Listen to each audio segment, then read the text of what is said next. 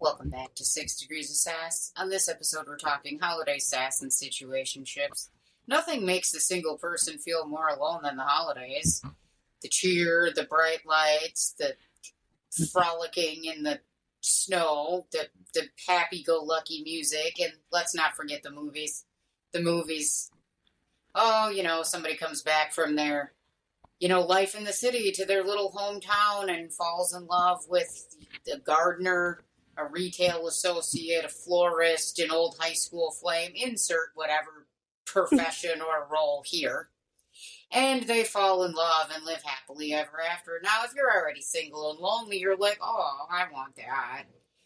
More often than not, though, in walks the situationship. I'm Angela Ray, and sit back as we share our holiday tales, texts, and everything in between. Oh, yeah, situationships. Is it cuffing season or clown season? For me, it's more of a boomerang situation. Because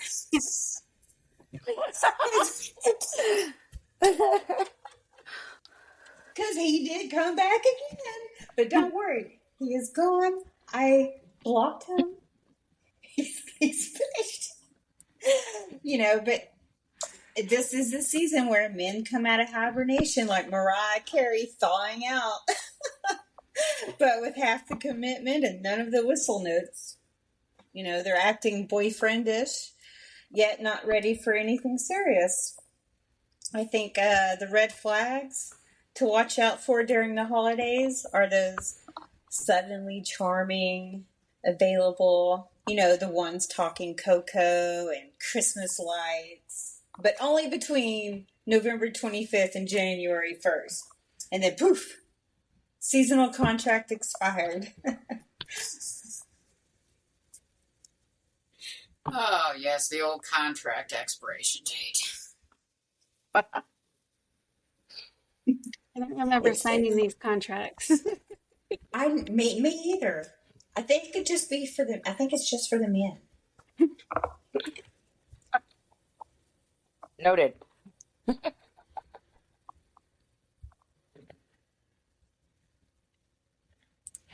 Mandy. You don't frozen. I didn't see.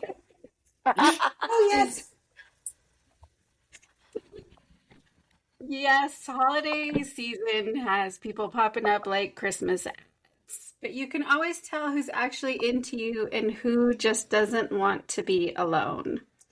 Like, sir, the last time we spoke was before pumpkin spice anything came out. And suddenly you're in my phone saying, hey, stranger, you skipped 8 months and 7 federal holidays. That's not romance. If I feel confused, drained, or like I'm auditioning for a part in your life, exit stage left. Cuffing season?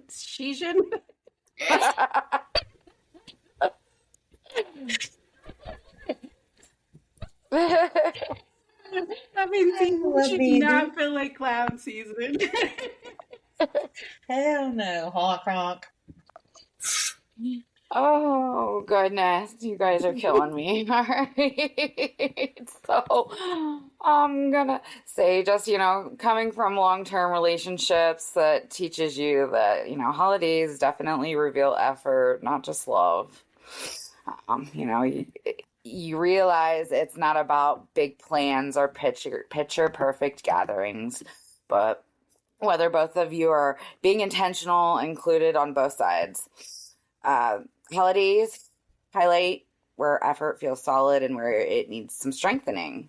So for me, communication around plans isn't clear, or when everything feels like it's last minute than intentional. Moments that make you realize where conversations still need to happen, especially with like family involvement, making room for both sides of your families. I definitely, we're still dealing with that after 14 years. Being in a committed relationship, it's just not about being a placeholder. It's about noticing when effort isn't balanced, when one side's easier to show up for than the other. And it's a reminder to talk about inclusion, presence, and making sure that both families matter. It's often an invitation to communicate better and align expectations. Well, coming from Singlesville for many years running, this happens to me quite a bit actually. These attempts at the seasonal contracts.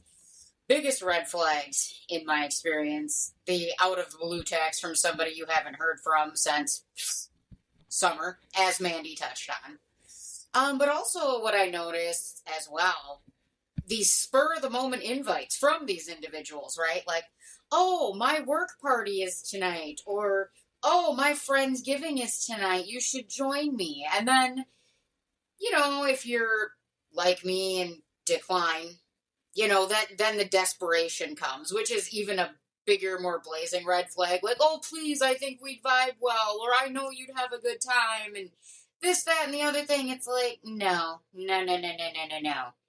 And then definitely, not only are they trying just for the seasonal contract, but it's also, the placeholder, which is also a red flag. And usually they're talking constantly about the pain they have been inflicted upon with their ex. And, if you are actually having a conversation and maybe thinking about venturing into this, it's all of a sudden, oh, let's go here. And then a story pops out, right? Like, oh, me and so used to go here all the time, blah, blah, blah. That's definitely placeholder energy right there. Yeah, so much of this happens during the holidays. It's amazing. But my experience, those are the big things that just jump right out at me.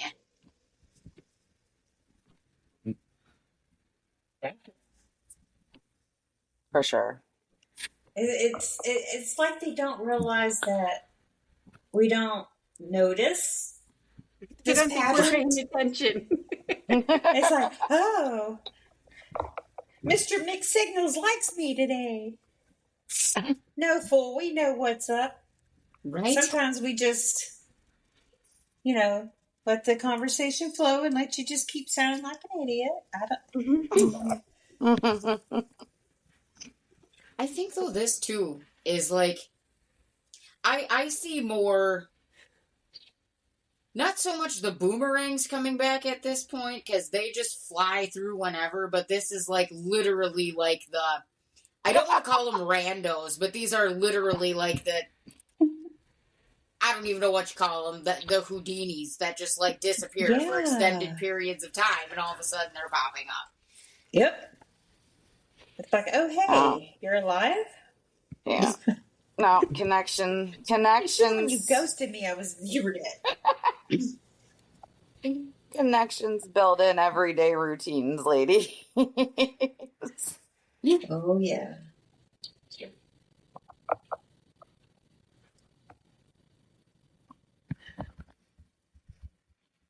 Well, gift giving, gaslights, cheap gifts, last minute gifts. I was thinking about buying you something but never did. Why did you even say that? And I've had that conversation with an ex-husband because why the hell would you tell your wife I was going to get you that, but I decided not to? You know what? Fuck you. You'd been better off had you not said a damn thing. Because it would have been fine. But now I'm pissed because you thought about it. You just made yourself look worse. Yeah. Or the bare minimum, boy error, when all he does is text, what do you want for Christmas 3 days before. Or that financial flex. They brag all year long about how much money they have, what kind of car they drive, and then they give you a pair of socks for Christmas. My phone fell. Everybody's falling tonight. My phone, I don't know.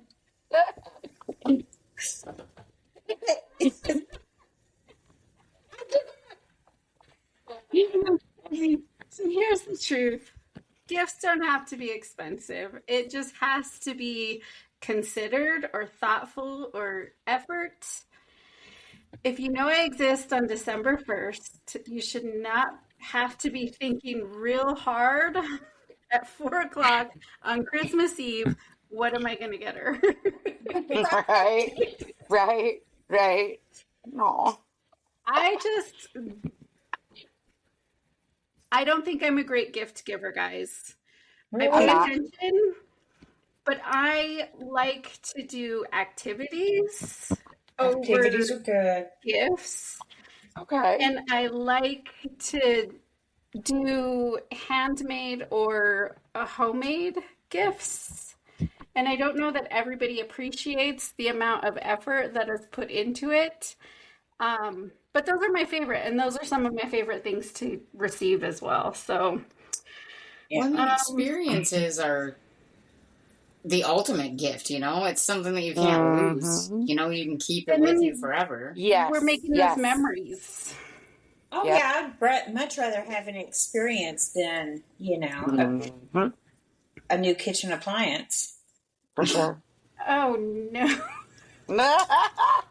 Man. If you knew how many kitchen appliances I had, you would A know. gift, though. In my opinion, that's not a gift. Oh no! Look, Oh, hold on. I went years asking for kitchen appliances for Christmas, Oh. and when I was done getting everything I wanted, I started asking for all the other stuff.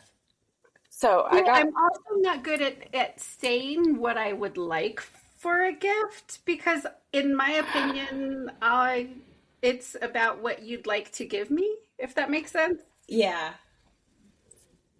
my kid's dad got me hand towels one year for Christmas. No, you should have thrown him out. Oh, he knew I was pissed.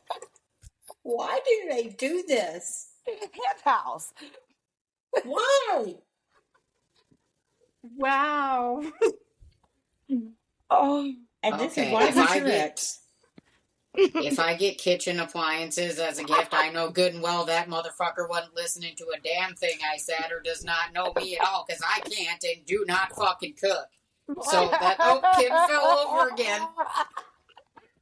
In my phone. She got so damn mad over this kitchen appliances. Throwing shit. She's in a fit of rage now. Can I hold my phone? No, Yeah, this is no ridiculous. kitchen appliances. And like I said, I appreciate anything and everything. I mean, some of my favorite gifts are literally rocks, so I won't ever You know complain. But But You know it, girl. I don't want a vacuum. I don't want hand towels. no. No.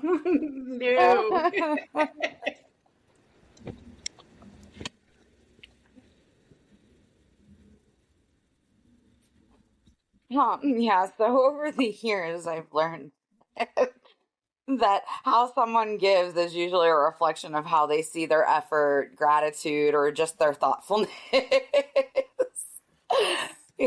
A gift can make you feel all sorts of ways as well, ladies. Yeah, and I'm sure you understand and will agree. It can make you feel seen, appreciated, or valued.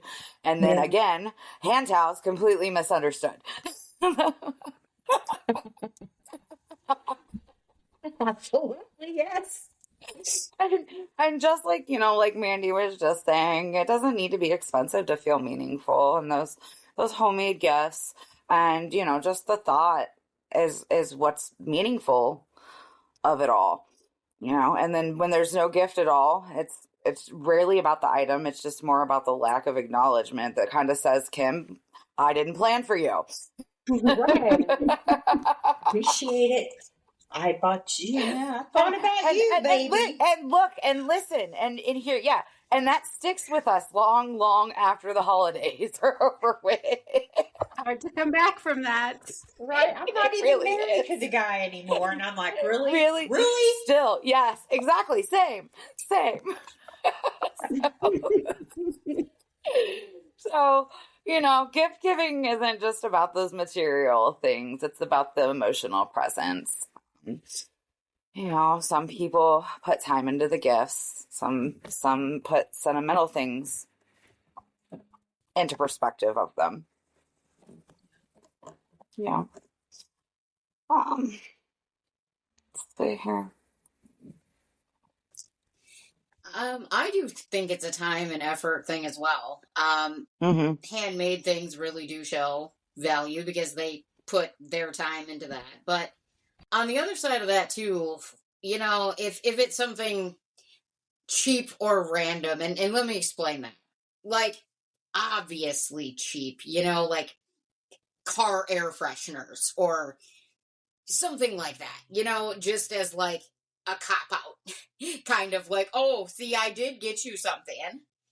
Also, too, if it happens like Mandy said, at 4 p.m. on Christmas Eve, then you know, right?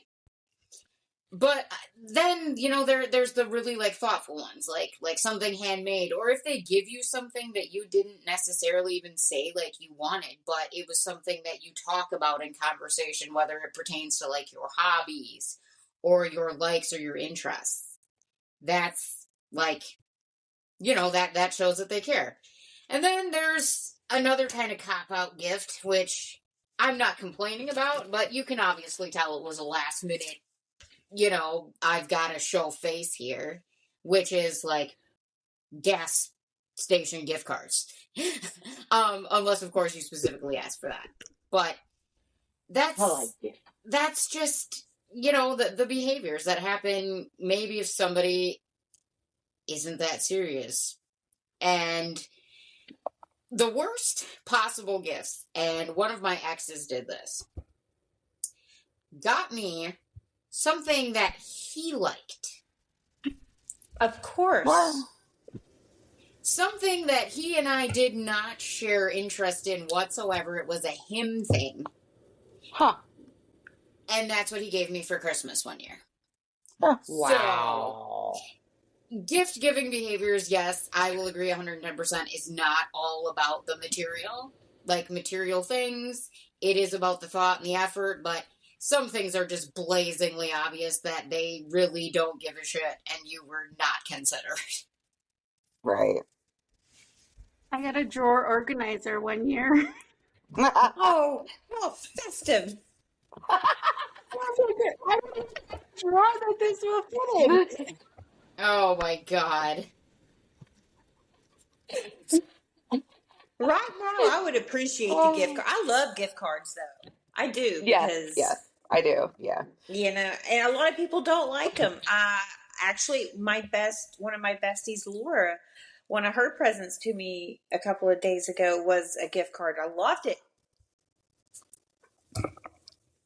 I can go pick out what I want. Yeah, and I mean, I'm not like dogging gift cards, it's right right? here. Because I'm a fan of them as well. But if this is the person that, again, just came to you for the holidays and obviously are talking the big game when, let's face it, we know they're likely bullshitting, but you're playing along, and that's what they throw at you after confessing their undying love and appreciation, that could be considered a cop-out. I'm sorry. I said what I said. I'm standing on that. Yeah, you know, I do agree with that. I would like a gift card from a spouse, you know, but somebody just knew, like, yeah, you should, like, be trying to, like, flatter me and impress me and, you know, woo me over. Exactly, because you showed up in my messages after 7 federal holidays, motherfucker. Like, this is your time to put up or shut up. That's right. Not mine. Oh, those federal holidays. It's like the prosecutor has to prove a case here, not the defense, homie. Like, come on now. You need to prove guilt beyond a reasonable doubt. Same concept, buddy. There you go. Oh, yeah. You're bringing this on to me. I didn't bring this on to you. So that being said, have you guys ever been the one to reach out before the holidays? No. No. No. No. No, absolutely not. I don't reach out to anybody. I don't either. I was just about to say that. I don't reach out to anybody. They show up out of the woodwork for me. Okay. Well, Thanksgiving, I did send Thomas a message through Cash App requesting the money he owes me. There you go. Does that count There as you go. reaching out? Nope. Yeah, but that's a vengeance. Like that's justified. That's I mean, I want my money. right. If you're listening, dear. Mm-hmm.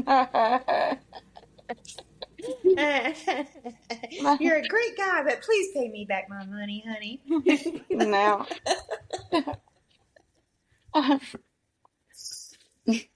Well, holiday traditions.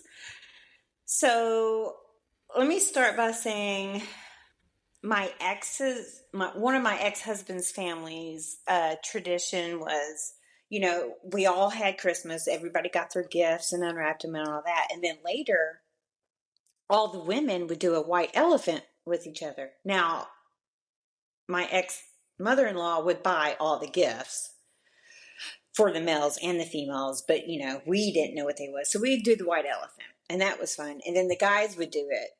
So that was their family tradition. I don't remember any family traditions growing up, but for me, what I do with my kids and my grandchildren and very special people in my life is I get them a new ornament every year.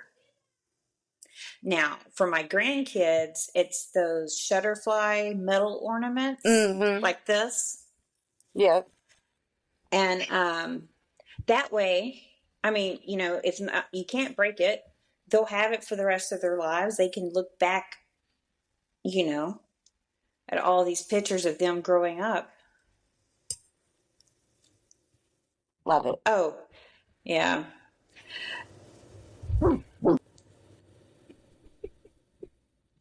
I was going to say something else, but I didn't know where that fit in. Do you want to go now? Or do you want to wait? I'm going to wait. I'm going to let you speak. Okay. So our family traditions, when the kids were little was we would always make bizcochitos, Christmas cookies. We always had tamales. We started doing like a pizza dinner on Christmas Eve so that we could just relax and do nothing and then have like the bigger day or meal, whatever, for Christmas Eve. But so now the things that have carried on now that my kids are bigger is obviously bizcochitos and fat in a pan. It's not called fat in a pan, but that's what we call it. It's another dessert.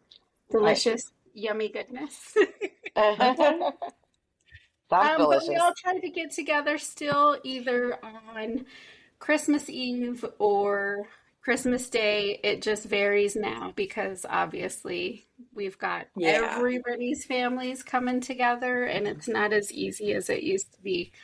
I think part of that is because I don't have a home big enough currently that can support everybody. And when I get there, hopefully this year, that would be a tradition again that I would bring into play.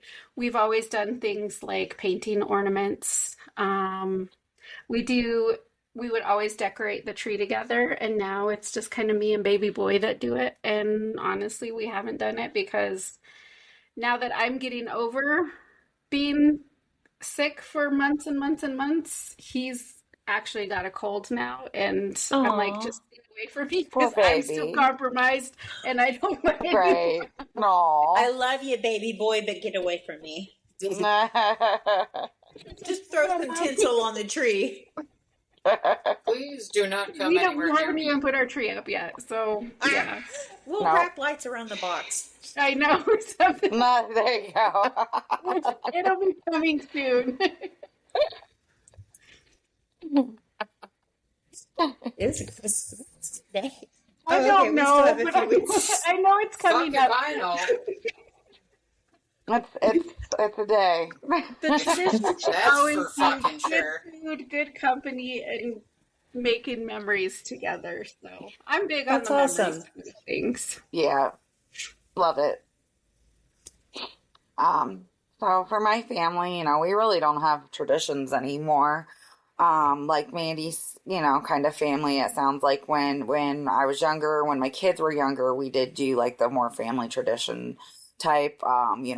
After the day after Thanksgiving, it was tree decorating day, putting the decorations up for Christmas and making their Christmas list and so on.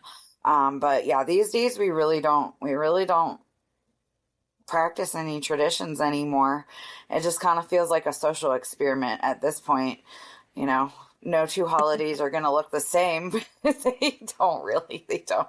It's like the universe is spinning a wheel. We find out. We find out what we're going to get. The wheel of holiday happenings. Or chaos. Always chaos. The holidays be different than everyday life. Yeah.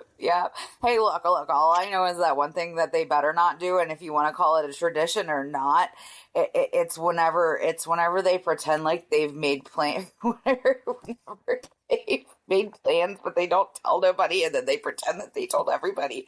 So everybody doesn't know what we're doing. It's awful. that's It's messed up. really, my family, they wait last minute.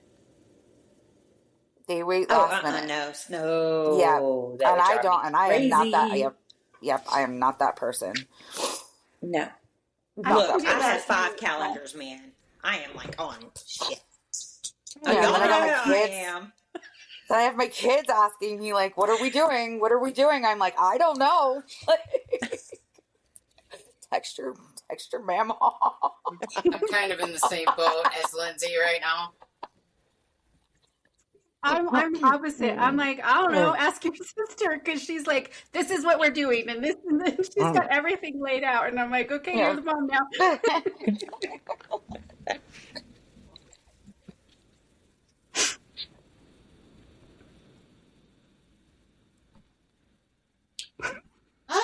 So tradition. Yeah. So when I was little, we used to go to my grandparents' house, and it would be like the whole family, even the extended family. And that would be on Christmas Eve. And then Christmas Day, my mom would make like this huge breakfast for like me, like our family, and then my grandparents, and we'd do that. Grandma and Grandpa, as they got older and their health started kind of fading, instead of holding the entire event themselves, they would go and rent out like a giant like mansion and get us all together for a weekend. Usually it was like the weekend before Christmas, because as the kids got older, they got married, had other families. And that held on until about 2 years before Grandma passed away. Now it looks way different because of the family members that we've lost, unfortunately. And then just kids growing up. But what we do now is typically Christmas Eve we'll have some type of like meal at my mom's. Like last year we did pizza. This year TBD. And the same thing with Christmas Day. That's why I was saying we're kind of in the boat with Lindsay. Me and my mom are going to figure this out this weekend, exactly what the plan is, and like what we're making and all of that. But there is one though that I did want to share with you guys. So as you know, my daddy passed away in 2019. Yeah. My dad every Christmas looked forward to those chocolate covered cherries. Like, that was his thing. He wanted to give us these extravagant gifts, whatever we wanted. He was a very simple man, and he just loved his cherries.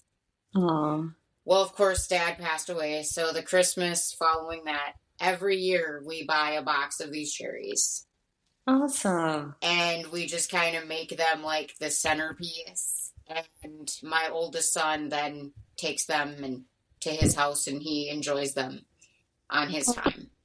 But No.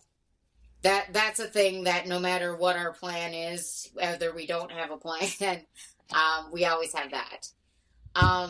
Also, too, my grandma, my mom, and sister and I, up until actually this year, just because of different goals that we're all chasing, we would go to these things. I don't know if they have them where you guys are from, but they're called cookie walks.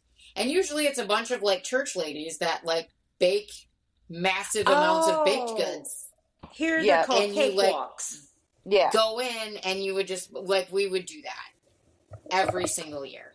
We kind of got away from that now just because of how things have changed and again different goals that we're trying to reach in our lives. But on the flip side of that, even though there are no cookie walks, okay, like I haven't met a pastry, a cookie, a brownie, a fucking cake I didn't like.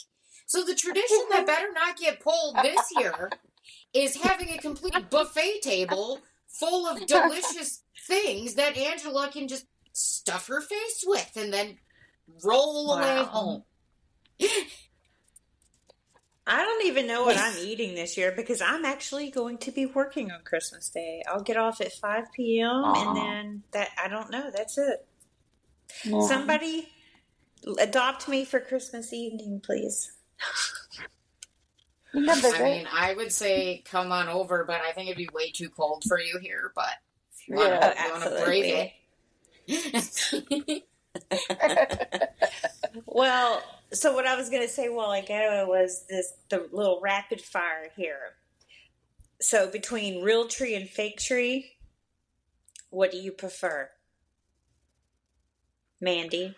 I prefer a real tree, but what do I have? Yep. Tree. Yep. Yeah, fake trees are, I prefer a real tree as well. But that was one of there's those a fun fake tree. traditions that we had when we were kids. We did go pick out a real tree. Oh, nice. They smell amazing, but I don't need a forest on my floor, ladies. So Not with all the Angela, pets. you've got cats. What do you do? I actually haven't put up a tree in years, but that's just because of my kids growing up and my cats. When I was a kid, we actually had a fake tree for a few years. And then one day I looked at my dad and said, Dad, can we go get a real tree? And he said, of course. So up until I was, in high school and kind of didn't care about that because I was too busy running amok like high schoolers do, we would get a real tree. Now, me as an adult, when I did put up a tree, it was a fake tree because I don't want a forest on the floor like Lindsay said. Right. My cat, because at the time, the last time I put up a tree a few years ago, I just had the one cat. She destroyed that mofo. Every day we would come home, it was tipped over. Like, sometimes we would wake up in the morning, and if she didn't tip it over, she was in it. So, definitely, I am of the fake tree camp now. Good grief. And I prefer black. I couldn't do a black Christmas tree. Oh, they're pretty. I'll have to send you guys pictures. I was going to say, I don't think I've seen a black Christmas tree. Of over the years that I'll look through my phone, and over the years from putting ours up, I'll send you pictures. I decked them out. Yeah. Well, here's some sassy survival tips. What to text, what not to text, how to set boundaries during the holiday chaos. I have nothing to say except for the 5th day of Christmas, 15 red flags. Love it.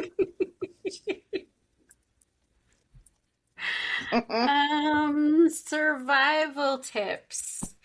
If your intuition is speaking to you, listen to it. Don't send text your healed self would be embarrassed by. And when in doubt, don't send it. Boundaries don't go on Christmas break. And protect your energy like it's the last parking spot at Target. Everybody wants it, but not everybody deserves it. Holiday peace is better than holiday pressure. I agree with that, Mandy. There's certain things that I've learned over the years not to text my family, and how to kind of convey what I'm actually trying to say to them. So one of the things that I guess you'd not want to text is to not ask what you need to bring.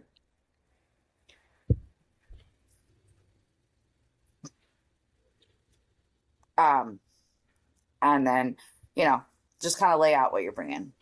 As you said, there's certain ways that you can protect and set boundaries during the holidays. So I recommend, protecting your time.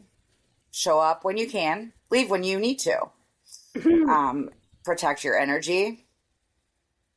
If you need to go home, leave. Definitely protect your wallet. I think we all can agree on that one.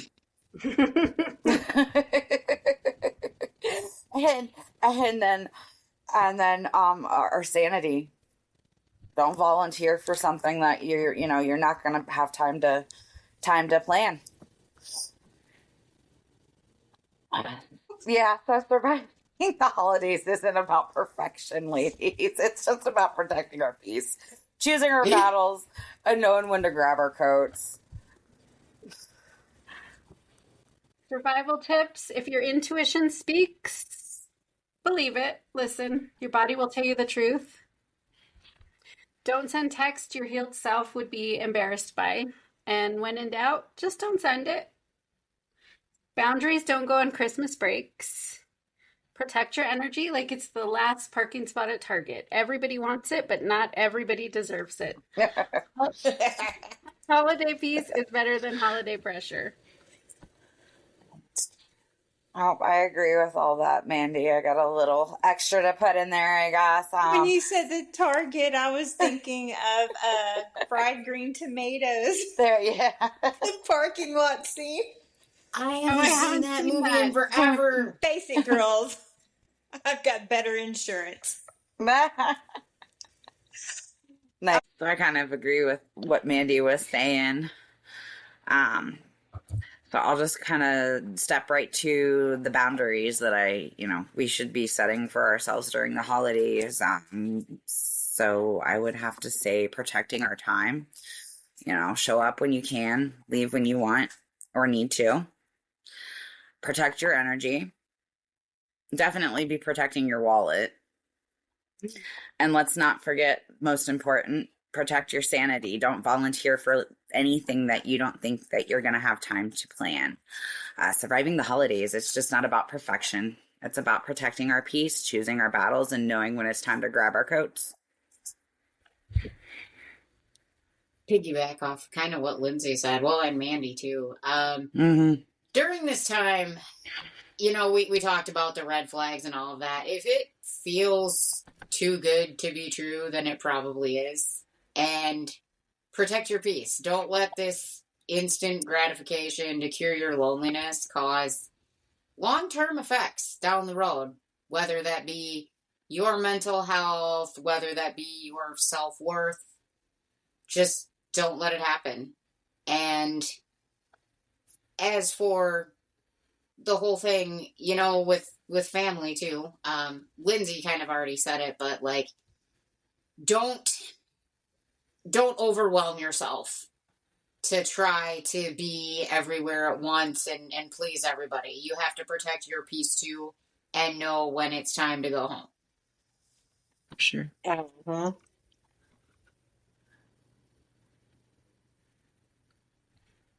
Well, holiday love, long time, low-key chaos. So when you're dating someone new, do you bring them to the family or do you keep it casual? For me, crazy enough, my past two marriages all started right around the holidays. So, but I went over to their family's house and we did the holiday stuff. So that was for me. And so my second husband, like I said, started dating around the holidays. It was like right at Thanksgiving because I was actually working and he took my children to his parents' house for Thanksgiving that day. But like a week later, he was like, so I'm not saying you're getting a ring for Christmas, but if you did, and then you sent me a picture, which one of these do you like? Yeah, for Christmas, I got a promise ring. That was 2005, and we divorced in 2014. But Wow. yeah, that was very quick. That man, it was the first week, I love you, and then boom,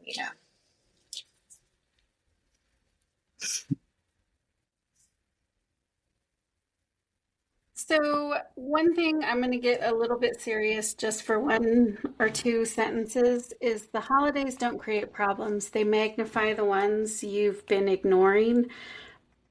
But domestic violence increases tremendously around the holidays. And Yes. if you know somebody's in a situation, just check on them. Just check on them. Yes. But money, family stress, it's like a pressure cooker for relationships. And I don't know, dating someone new in December, that sounds horrific, but you don't have to introduce him to your family right away. You can let him survive through January before you claim him. And being single during the holidays isn't sad, in my opinion. It's peaceful. You don't need matching pajamas. You don't need emotional acrobatics. You just need you, some snacks, and your sanity.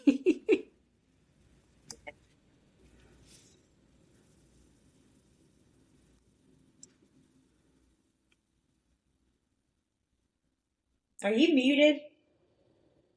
Your mic's muted. Yeah, I got There it. you go. Welcome back. Thanks for having me back. The holidays You're audience, welcome to us. Anytime. It's fine. It's fine. It's fine. I could see her mouth moving, but nothing was coming out. Oh, you didn't see we were adding lip syncing to this episode. That's right. Voiceovers. Don't hit me. So, like Mandy said, domestic violence is big around these seasons here. Short story. My kid's dad and I had a situation right before we split around Christmas. But with that being said, right now, the holidays can definitely bring out extra energy in our relationships. It's not going to be harmony, but that's part of December. People are stressed. Everyone's tired. Everybody's trying to juggle a million expectations. Doesn't mean that anything's dramatic. It just means that we're all human. As far as red flags, the holidays do expose people pretty quickly. You get to see who disappears, who can't make solid plans, who's love bombing because they want a cozy couple aesthetic, and who's actually consistent. If someone's confusing you in December, just imagine what they're going to be like for you in February. Yeah. Yes, preach. Again, I from stories from you ladies and from others, being single in December, I guess it kind of gives a bad rep.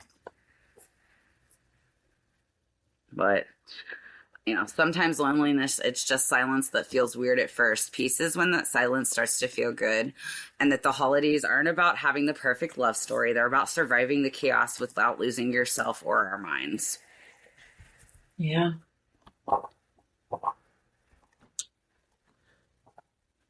Yes.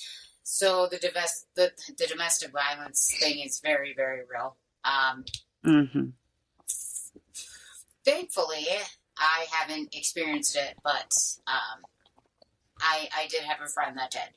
So, yes, if you know somebody is in a situation, please at least check on them. As far as being, as far as having a holiday honey, a holiday hottie, whatever you want to call them, and bringing them around to your family, I think that would be a case-by-case basis and an individual's call. Me personally, years ago, and we're talking years like 10, 15 years ago, I probably would have said yes. I would bring them around because there was once a point in time where I wasn't a heinous bitch and I was a hopeless romantic. But truth be told, What? now knowing what I know and just experiencing the things that I experienced, my family now, as small as it is, unless it was somebody really special that I was sure about, I probably wouldn't bring them around. That's just because I don't want to bring temporary people into my full-time life around the people I love and that loved me through past dipshittery in relationships. So yeah, that's something I probably wouldn't do now. But yeah, when I still believed in the whole thing, I probably would have. Well, I have a few quick rapid fires before we move along to Lindsay. If he wanted to, he would plan a holiday date. If he wanted to, he would not vanish between December 23rd and the 26th. And if he wanted to, he would make time, not excuses. Absolutely. Yep. Facts. All right, friends, we're in our 4-episode secret word stretch for the gift card, and today's word is joy. Get all 4 words, and you might get that gift card. Don't forget to send us in your phrase, and we'll put you in for a drawing to win that $50 Amazon gift card. Yay! Yay! That's exciting. Who doesn't love extra holiday shopping money? Come on now. Yeah. Right? Exactly. Thank you for listening to 6 Degrees of Sass Unfiltered. Make sure to hit the follow and leave a spicy review. And share this episode with someone who needs to stop mistaking bare minimum men for holiday miracles. We'll see you next week. Same sass, new episode, and no sugarcoating. Until then, stay sassy, stay sauce. I've got Mandy issues now. Until then, stay sassy, stay soft, and stay off of Santa's naughty list. Aw.